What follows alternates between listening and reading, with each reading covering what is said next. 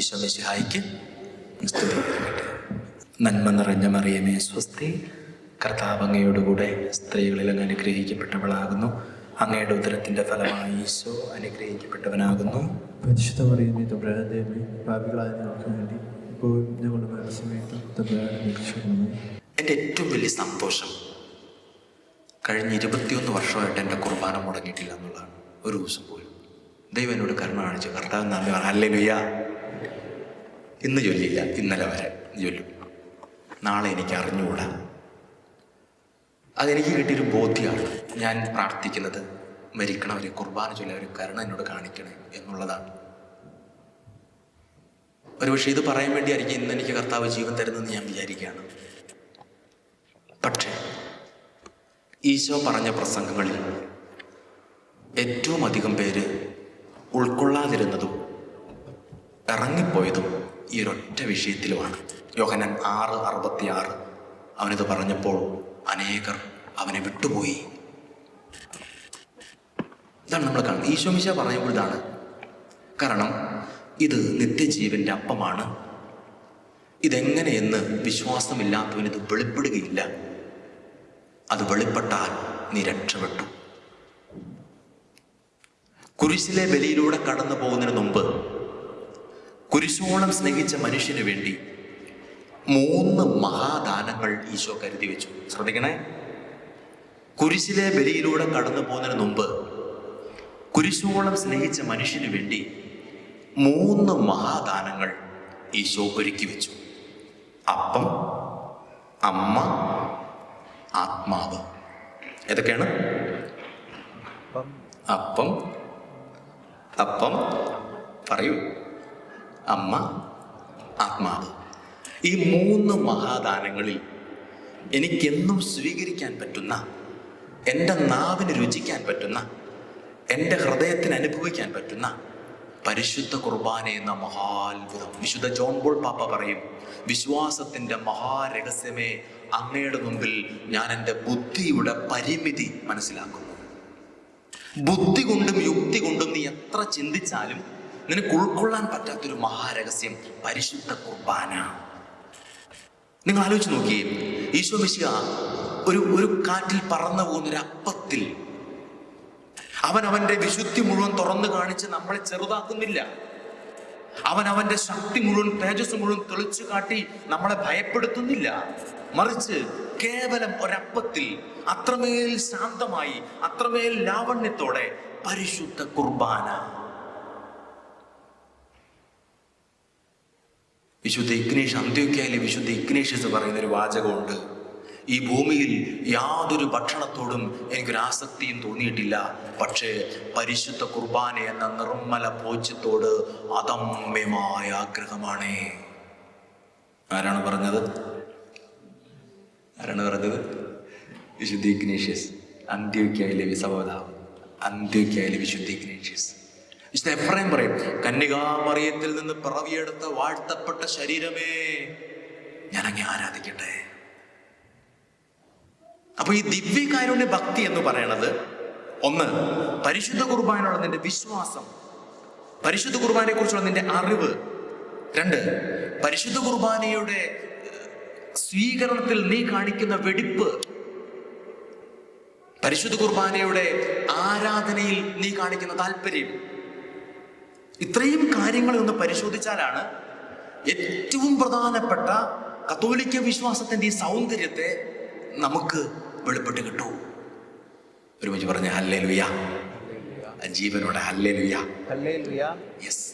അപ്പൊ ഇത് നിങ്ങൾക്ക് കയറണം. എന്ത് വളരെ പ്രധാനപ്പെട്ട കാര്യമാണ്. ഞാൻ എൻ്റെ ആത്മാർത്ഥത്തിൽ ഞാൻ പറയും, പക്ഷേ നിങ്ങൾ അതിൻ്റെ ഉള്ള ഒരു ഗൗരവത്തിൽ അത് സ്വീകരിക്കണം.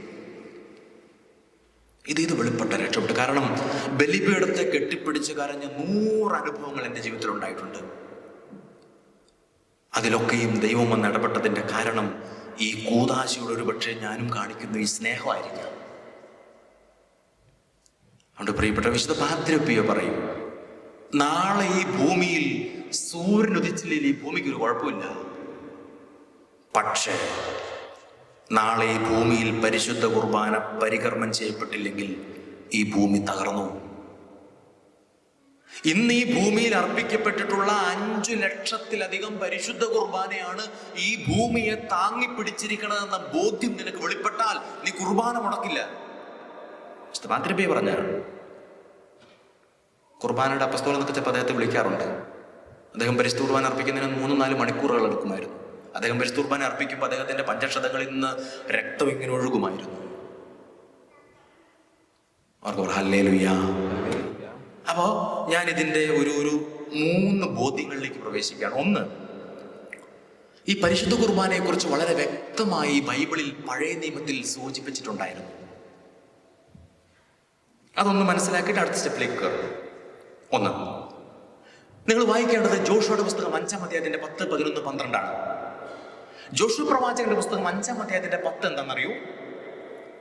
ശ്രദ്ധ പോലെ, ഇസ്രായേൽ ജനം ജെറീക്കോയിൽ പ്രവേശിച്ചു, ഗിൽഗാലിൽ താവളമടിച്ചു. അതിന് വചനം ഏതാണ്? ജോഷുവ 5:10. അതൊരു നീസാൻ മാസം 14-ാം തീയതിയായിരുന്നു. അടുത്ത വാക്യം, അവർ അവിടെ പെസഹ ആഘോഷിച്ചു. അടുത്ത വാക്യം ശ്രദ്ധിക്കണേ, എന്റെ മർമ്മം. പിറ്റേന്ന് മുതൽ മന്ന വർഷിക്കപ്പെടാതെയായി. അന്നുവരെ അവര് ഭക്ഷിച്ചുകൊണ്ടിരുന്നത് മന്നയാണ്. അവര് രാവിലെ കൊട്ടയായിട്ട് പോകുന്നു, മന്ന പെറുക്കേണ്ടി വരുന്നു, വെട്ടിയടിക്കാൻ സുഖമായിരുന്നു പരിപാടി. പക്ഷേ ഈ ഗിൽഗാലിൽ താവളമടിച്ചതിന്റെ അന്ന് മുതൽ മന്ന നിർത്തി. ഈ നീസാൻ മാസം 14. അപ്പൊ രാവിലെ കാരണന്മാരെല്ലാം കൂടെ കൊട്ടയെടുത്ത് മന്ന പെറുക്കാൻ പോയി. ഇവര് കാലിക്കൊട്ടയായിട്ട് തിരിച്ചു വന്നു. പിള്ളേരെല്ലാം കൂടെ വേറെ തിരുമ്പി, മന്ന എന്തി? മന്നയില്ല, ഇനി ഇപ്പോഴും മന്ന കിട്ടും. നിങ്ങൾ ഈ ജോഷുവ 5:12 വ്യാഖ്യാനം പഠിച്ചാൽ, ഇതിന്റെ മിദ്രാഷ് പഴയ നിയമ വ്യാഖ്യാനം, അതിൽ ഞാൻ വായിച്ചത് ഇങ്ങനെയാണ്: അന്ന് കാർന്നോമാര് മക്കളെ പഠിപ്പിച്ചൊരു കാര്യമുണ്ട്, മക്കളെ ഇനി മന്നയില്ല, ജെറീക്കോയിലെ കായികനികൾ ഇനി നമ്മൾ ഭക്ഷിക്കണം. ഇനി എപ്പോഴാണ് മന്ന കിട്ടുക? മിശിഹ വരുമ്പോ നമുക്ക് മന്ന തരും. നിങ്ങൾ ഓർക്കണേ, ജോഷുവ 5:12 നിങ്ങൾ വായിക്കേണ്ടത് യോഹന്നാന്റെ സുവിശേഷം 19-ാം അധ്യായത്തിന്റെ 34. അപ്പോൾ പടയാളികൾ ഒരുവൻ കുന്തം കൊണ്ട് അവന്റെ വിലാപ്പുറത്ത് കുത്തി, ഉടനെ അവിടുന്ന് രക്തവും വെള്ളവും ഒഴുകി കാൽവരിയിലെ മരക്കുരിശിലെ ബലിപീഠത്തിൽ നിന്ന് ഭൂമിയാകുന്ന അൾത്താരയിലേക്ക് അവന്റെ ചങ്കിലെ ചോര ഒഴുകി അവൻ പരിശുദ്ധ കുർബാനയായി.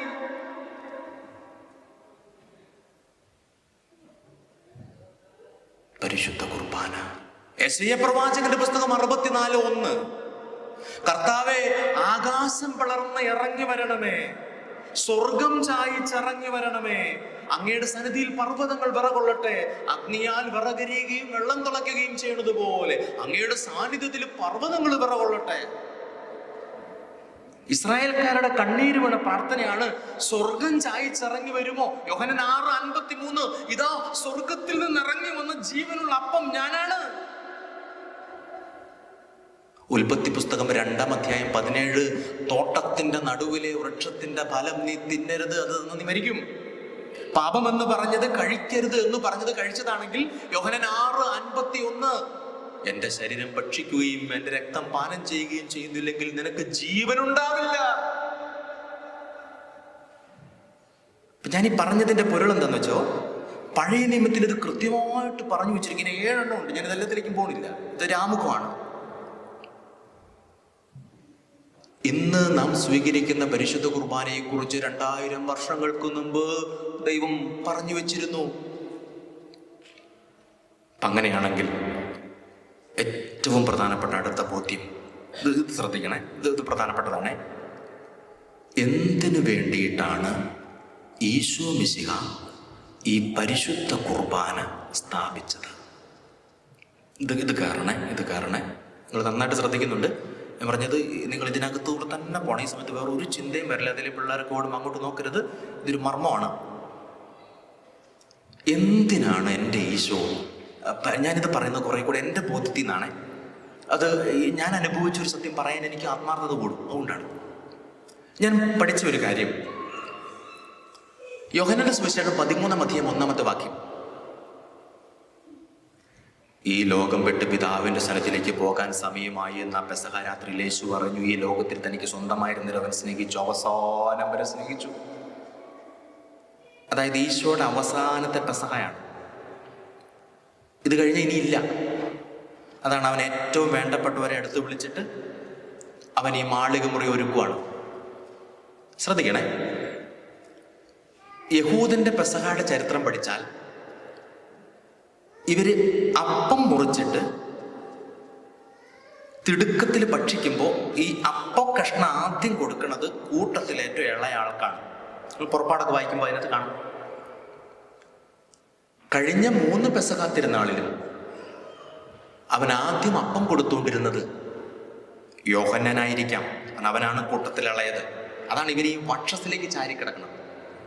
ആദ്യം അപ്പം കിട്ടാൻ വേണ്ടിയാണ്.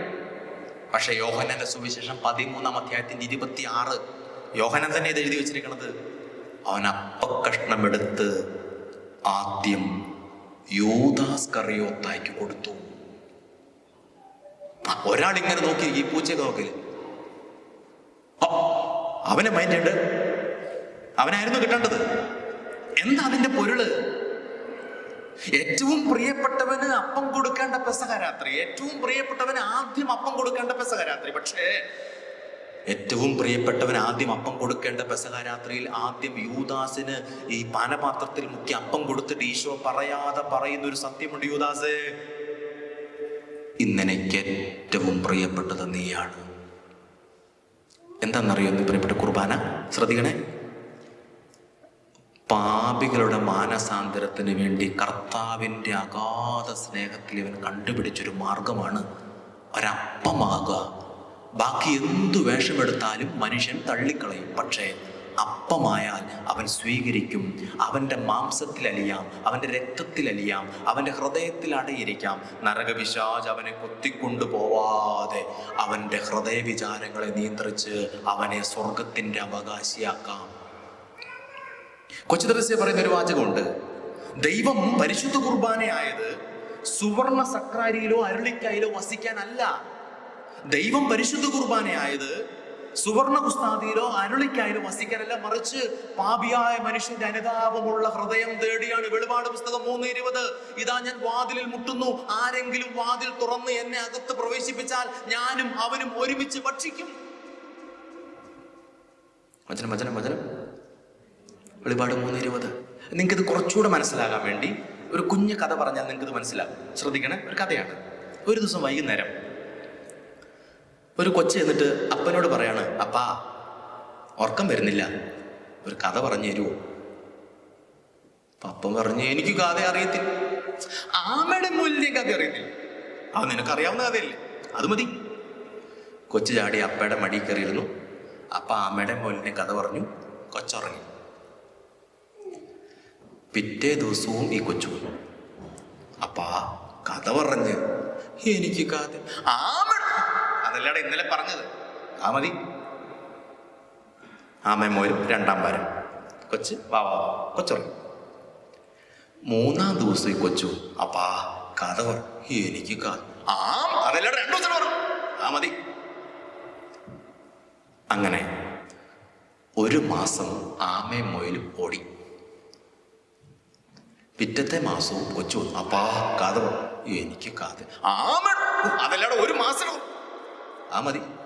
പപ്പൻ പറഞ്ഞേ, നിനക്ക് മടുത്തില്ലെങ്കിലും എനിക്ക് മടുത്തു, അതുകൊണ്ട് ഇന്നും കൂടി ഇത് പറയും.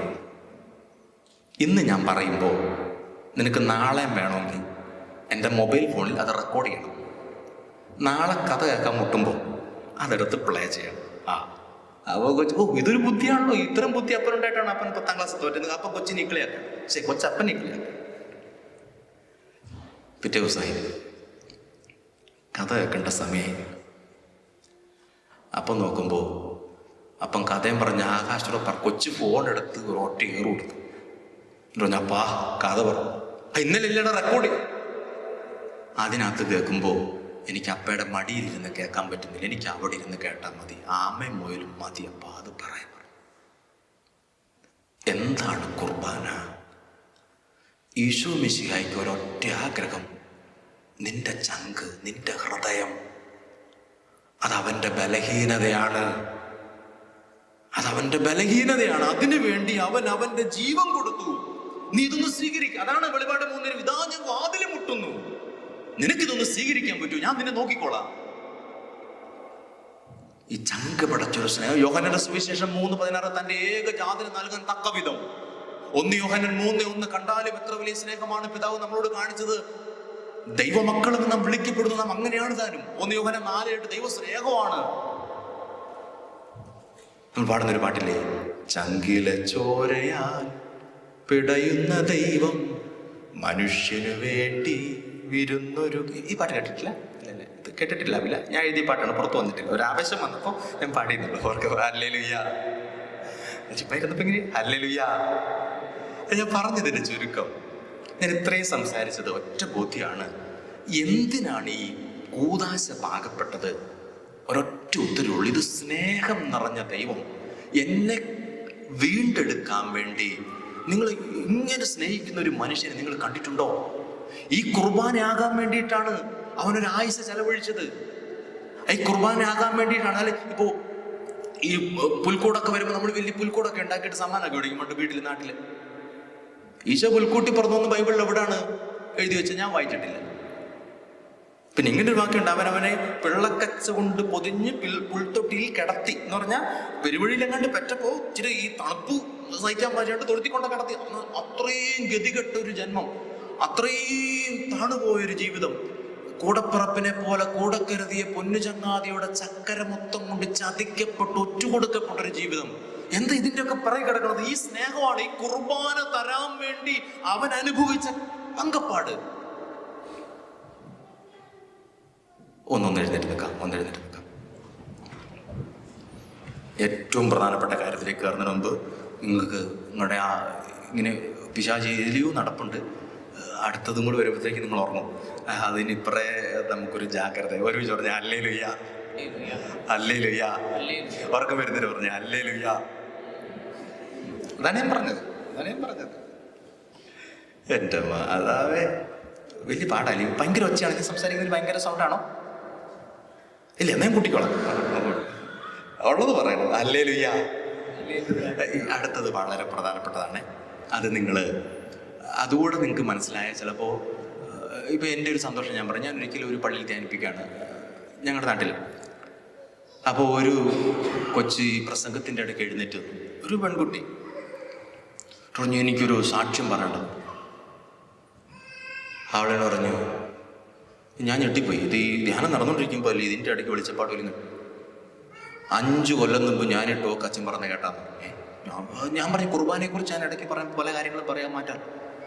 പക്ഷെ ഞാൻ പറയുന്നു, അന്ന് എനിക്ക് കുർബാനയെക്കുറിച്ച് ബോധ്യമില്ലായിരുന്നു. പക്ഷെ അന്ന് ഞാനിങ്ങനെ ഒരു ആഗ്രഹം തമ്മിലാണ് പറഞ്ഞു, എനിക്ക് എല്ലാ ദിവസവും കുർബാന വേണം. അച്ഛാ, ഞാനിപ്പോൾ എന്തിനാ ഇത് എഴുതേറ്റെന്നറിയോ? ഞാൻ ഇവിടെ ഒരു 10-500 പേര് ധ്യാനിക്കാം. ഞാൻ അതിനുശേഷം ഇന്ന് വരെ കുർബാന മുടക്കിയില്ല. കോവിഡ് കാലത്ത് ഞാൻ പൂട്ടിക്കെട്ടിയിരുന്ന സമയത്ത് ഞാൻ വീട്ടിൽ പോവാതിരുന്നത് എൻ്റെ ഹോസ്റ്റലിൽ എല്ലാ ദിവസവും കുർബാന ഉണ്ടായിരുന്നുണ്ട്. എന്നുവെച്ചാൽ അവിടെ ഇന്നും അച്ഛനുണ്ട്, ഇന്ന് കുർബാന ഇടുമായിരുന്നു. ഞാൻ അതുകൊണ്ട് 1 വർഷം വീട്ടിൽ പോയില്ല. എനിക്കിത് മതി. എന്തൊരു സാക്ഷിയാണ് ഞാൻ പറഞ്ഞത്. ഇത് എൻ്റെ ചങ്കിത്തൊട്ട് ഞാൻ പറയാണ്. ഞാനൊരു പുരോഹിതനായതിൽ മനസ്സ് തുറന്ന് തുള്ളിച്ചാടുന്നൊരു മനുഷ്യനാണ്. ഈ ഒരു കാര്യത്തിന് വേണ്ടി നിങ്ങൾക്കൊരു സ്നേഹം വേണേ. നമ്മൾ അറിയാതെ പോകരുത്. കർത്താവിൻ്റെ സ്നേഹം അറിയാതെ പോയി. ഒന്ന് സ്തുതിച്ചേ, ഒരു അഭിഷേകം കഴിട്ടെ. ഒന്ന് സ്തുതിക്കാമോ? ഹല്ലേലൂയ. സ്തുതിക്കുന്നു, ആരാധന ആരാധന ആരാധന. ദൈവമേ സ്തുതിക്കുന്നു. എല്ലാവരും സ്തുതിച്ചേ. ഈ ഒരു വളർന്ന സ്നേഹത്തെക്കുറിച്ചൊരു ചിന്ത ഉണ്ടാവട്ടെ.